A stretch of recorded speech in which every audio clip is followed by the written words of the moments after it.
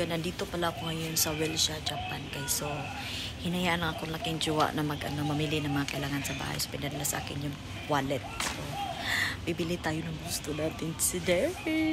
So, ayan. So, naubusan na pala ako ng laundry detergent. So, kuha tayo nito. Itong laundry detergent ito. So, ito ang gusto ko din eh. So, isa lang kasi nga hindi pa tayo natapos doon eh. Kaya isa lang muna yung kukunin natin. Tapos, kukuha ako ng maliit na ito guys, pang maliitan na itong lalagyan dito sa Japan ay para sa mga tira-tira na mga pagkain na ibasura. So, ganito ang kulay. So, kung sa Toyohashi kayo, iba din. So, iba-iba ng mga kulay ng garbage plastic na gagamitin mo dito sa Japan. Depende kung saan kang lugar nakatira. So, ayun. Ano pa ba yung kailangan ko? So, gatas pa pala. So, ipakita ko sa inyo kung ano bibilihin natin. So, see you! So, ayan. Kuha tayo ng ito pala yung loob. Yan.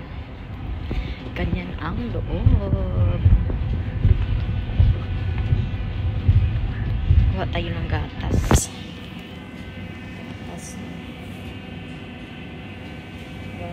Gatas.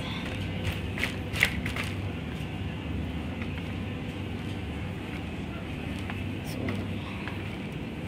ito yung paboritong gatas na aking Joakis. Yan.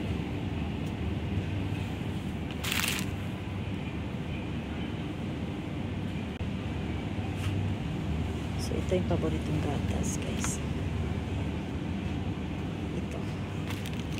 So, dyan. Tapos, kuha ako ng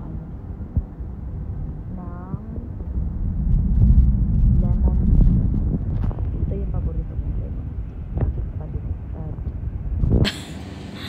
Teka muna, guys. So, ayan, guys. Natapos na yung mamili. Nandiyo ako naghintay doon, no. So, ito lang yung napamili natin. Nagastos pa ako mga 4,000 siguro. Guys, equivalent sa atin na pera sa Pilipinas.